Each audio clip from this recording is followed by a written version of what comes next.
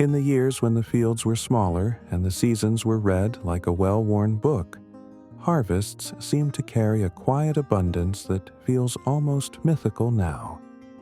Old farmers used to say the land spoke more clearly then, and people listened with patience rather than urgency. The soil was treated not as a surface to be pushed and forced, but as a living companion that remembered kindness. Fields rested when they were tired. Crop scraps were returned to the earth without calculation or hurry. Manure, leaves, and straw were not inputs, but offerings, and the soil responded by growing dark, soft, and fragrant. When a seed went into that ground, it met a world already prepared to receive it. Back then, farming followed rhythms rather than calendars printed by distant offices. A late frost meant waiting, not panicking. A dry summer meant smaller yields, but not ruined land. The people who worked the fields knew that a single year did not matter as much as the health of the land over a lifetime. They rotated crops because their fathers had, and because they had seen what happened when the same plant took from the soil year after year. Beans followed grains, grasses followed roots, and the earth had time to rebuild what it gave away. This quiet wisdom kept nutrients cycling naturally, carried by worms, fungi, and unseen microbes doing their ancient work beneath every footstep. Water, too, behaved differently then. Rain did not rush away in angry sheets. It soaked slowly into soil that held it like a sponge, rich with organic matter and riddled with worm tunnels. Streams ran clearer because the land knew how to drink. Plants pushed roots deep, not desperate and shallow, and this depth gave them resilience. When heat came, crops endured. When storms arrived, fields stayed standing. Yields were not always uniform, but they were dependable, and the food carried a fullness of flavor that came from slow, steady growth rather than speed. People were closer to their harvests, not just physically, but emotionally. A bad year was mourned, but it was understood as part of a longer story. There was humility in that understanding, a recognition that nature was a partner, not a machine. Seeds were saved from the strongest plants, quietly selecting for resilience rather than appearance or transportability. Over generations, these seeds learned their place, adapting to local soil, wind, and rain. They did not need constant rescue because they belonged where they were planted. As the harvest came in, it was measured by full cellars and shared meals, not charts and projections. Excess was stored, traded, or given away, returning abundance to the community rather than extracting every possible ounce of profit. Nothing felt wasted. Straw became bedding, bedding became manure, manure became soil, and soil became grain once more. It was a closed circle, sturdy and forgiving, built on attention and respect. Looking back, it is not that the past was perfect or easy. Hands were sore, backs bent, and uncertainty was always present. But the land itself was not exhausted. It had not been rushed beyond its ability to recover. The harvests were better not because people were stronger or smarter, but because they moved at the speed the earth could sustain. In that slower dance between human effort and natural process, the soil stayed alive, and living soil, given time, has always known how to feed us well. As time moved on, something subtle but decisive changed in the way people related to the land. The shift did not arrive all at once, and that is why it went largely unnoticed. It came quietly, wrapped in promises of convenience and certainty. Fields grew larger, fences were pulled down, and diversity was replaced with uniformity. Where once a patchwork of crops softened the land, now single varieties stretched to the horizon. planted not because they belonged there, but because they could be counted, sprayed, and harvested all at once. The soil beneath these vast fields was still asked to give, but it was no longer allowed to rest or recover. The new methods brought impressive results at first. Harvests surged, yields climbed, and the numbers looked good on paper. But the soil paid the price in silence. Each season, organic matter declined a little more. Crop residues were removed instead of returned, and the living layer that once fed worms and microbes thinned year by year. Without that steady replenishment, the ground began to forget how to function as a living system. It hardened, compacted, and lost its ability to hold water. Rain that once soaked in now rushed away, carrying precious nutrients with it. To compensate, fertilizers were added, then increased, then relied upon entirely. They fed plants directly but bypassed the soil's natural networks. Crops grew fast but shallow. Roots no longer needed to search deeply, and without that depth, resilience was lost. Heat stressed them more easily. Drought punished them faster. Disease spread more readily through uniform fields where diversity once acted as a natural barrier.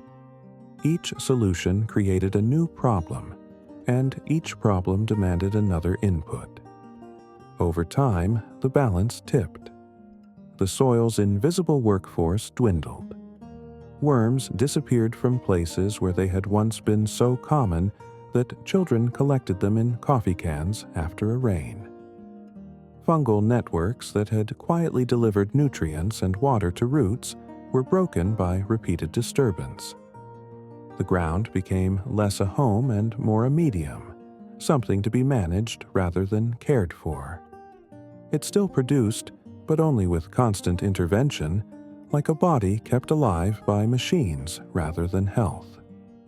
Farmers and gardeners alike felt the change, even if they could not always name it. The taste of food shifted. Tomatoes grew larger but less fragrant. Grains filled silos but lacked the richness remembered from earlier years. Crops demanded more water, more feeding, more protection, yet delivered less satisfaction. The land seemed tired, and in truth, it was. It had been treated as an endless resource in a world that suddenly expected endless growth. This new approach also altered the human relationship with harvest itself. Success became something measured in yield per acre rather than nourishment per household. Losses were no longer shared and absorbed over time, but felt as crises demanding immediate correction. The patience that once guided planting decisions gave way to urgency. There was little room left for observation, for waiting, for learning what a particular field was trying to say. Schedules replaced seasons, and efficiency replaced intimacy. Yet, even in this period of decline, the land continued to offer quiet warnings and quiet lessons.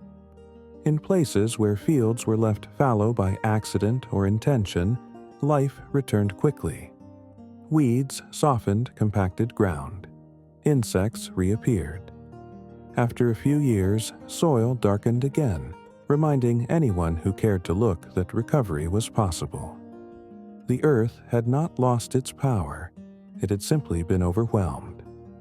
Older farmers noticed these changes most clearly. They remembered when soil stained the hands a deep brown instead of a pale dust. They remembered rain that smelled sweet instead of sharp. They spoke of fields that seemed to hold warmth longer in the evening, and crops that stood firm without constant rescue. Their memories were not nostalgia alone. They were observations formed over decades of watching land respond to care or neglect. What separated past harvests from present ones was not just technique, but relationship. The older way required humility, an acceptance that humans worked within limits rather than above them. The newer way promised control, but demanded payment in the long run, and as those costs accumulated, it became harder to ignore the truth taking shape beneath the surface. The land had been asked to give more than it could sustain, and now it was answering honestly. This is where the story begins to turn, because the soil, though wounded, is not vindictive. It waits. Given time, organic matter, and gentler hands, it remembers. The same processes that once built abundance are still there, dormant but not dead. Understanding why harvests declined is not about blame, it is about recognition. And recognition, when paired with patience, has always been the first step toward renewal. The final understanding comes slowly, the way dawn spreads across a field rather than breaking all at once. After years of pushing harder and receiving less, some farmers and gardeners began to notice a simple truth hiding in plain sight. The land had never stopped knowing how to grow food. It had only stopped being supported in the ways it required. Where people paused, reduced disturbance, and returned organic matter to the soil, something remarkable happened. The ground softened. Moisture lingered longer after rain. Small signs of life, fungi threading through mulch, insects returning, the occasional earthworm after a storm, began to appear like old friends cautiously stepping back into a room. This return did not happen through grand gestures or expensive solutions. It began with restraint. Fields were planted with cover crops instead of being left bare. Leaves were allowed to rot where they fell. Compost was spread not as a miracle cure, but as a steady, patient offering. In gardens, people stopped digging so deeply and so often, letting soil structure rebuild itself. In farms, rotations reappeared, sometimes out of necessity, sometimes out of rediscovered wisdom. Diversity returned first in small ways, then more boldly as confidence grew. Those who committed to this slower approach found themselves relearning how to observe. They noticed how soil smelled when it was healthy, sweet and alive rather than sharp or dusty.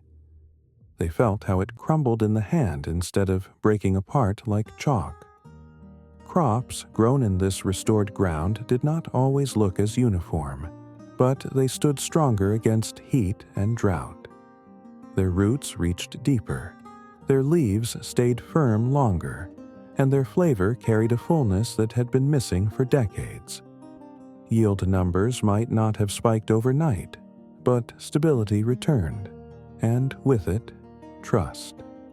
There was also a quiet shift in how success was measured. Instead of asking how much could be extracted in a single season, people began asking how the land would look in 10 years if they continued on the same path. This long view changed everything. Short-term gains lost their shine when weighed against long-term health. A field that produced slightly less this year, but more consistently over the next 20, became a victory rather than a failure. The harvest regained its meaning as nourishment, not just output. Older voices played an important role in this turning. Men and women who had watched the land change over half a century shared their memories not as lectures, but as stories. They spoke of soil that once held footprints, of crops that survived dry summers without constant rescue, of flavors that needed no enhancement. Younger growers listened, not because they rejected modern knowledge, but because they sensed something essential had been overlooked. Science and tradition, once set against each other, began to meet again in the middle, confirming what careful observation had always shown. The land responded generously to this renewed respect. It always does. Given cover, it rebuilds. Given diversity, it stabilizes. Given time, it forgives. Harvests improve not because nature is finally being controlled, but because it is being allowed to function. The soil food web reassembles itself, layer by layer, organism by organism, turning waste into wealth and decay into fertility. This process cannot be rushed, but it is remarkably reliable. In the end, the difference between past harvests and present ones is not a mystery buried in nostalgia. It is a lesson written plainly in the ground. Abundance is not forced. It is invited. When people worked with the land instead of against it, harvests were better because the system itself was stronger, and that truth has not expired. It waits patiently beneath our feet, ready to respond the moment we choose to listen again. The story does not end with loss, but with choice. Every season offers another chance to rebuild relationship, to slow down just enough to notice what the soil is asking for. The earth has carried us through centuries of change, adapting quietly while we argued and hurried above it. If harvests were better in the past, it was not because the past was wiser by default, but because it remembered something we are now beginning to recall. Care given to the land always returns, multiplied in time.